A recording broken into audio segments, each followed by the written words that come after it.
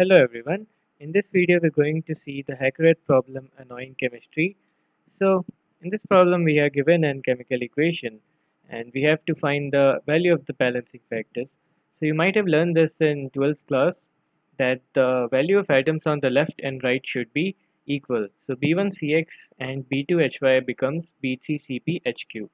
So balancing it we get B1, let's magnify it a little. Okay, so B1 into X becomes B3 into P. So B3 into P and B2 into Y becomes B3 into Q. Yeah, as you can see, B1X becomes B3P, B2Y becomes B3Q. So as you can see in both of these equations, we have B3 common. So we can use B3 to find the value of B1 and B2. So B1 is equal to B3 into P by Q and B2 is equal to B3 into P by X, my bad, yeah, and B3 into Q by Y. So from the above equation, we get the values of B1 as B3 into P by X and B2 as B3 into Q by Y.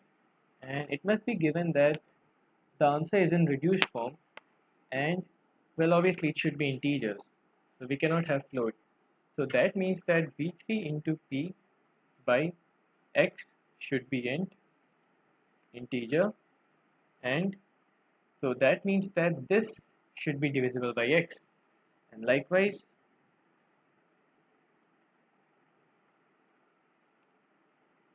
B3 into Q by Y should be integer, which means that B3 into Q should be divisible by Y.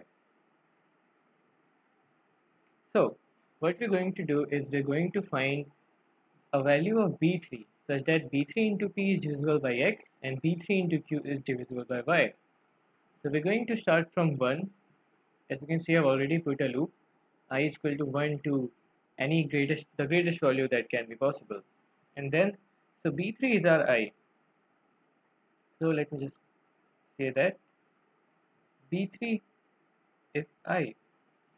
So if we find a value of I such that I into P percent X equal to 0, let me check that. Yeah, I into P percent X is equal to 0, which means that B3 into P should be divisible by X and I into Q percent Y should be 0. So B3 into P should be divisible by X and B3 into Q should be divisible by Y. And if they are, then simply B3 is I, B1 is I into P by Q, okay,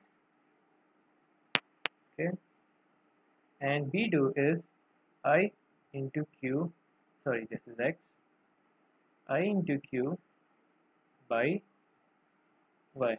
Let's check that. B1 is B3 into P by X, B2 is B3 into Q by Y.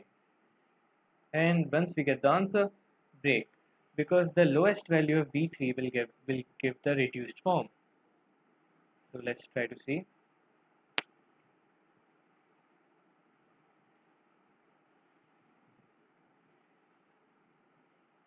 It's taking some time. Okay, it passed.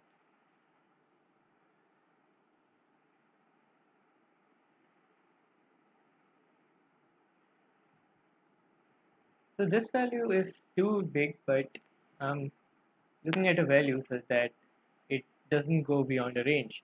And as you can see, we're getting the correct output and within the time limit because we only have one loop.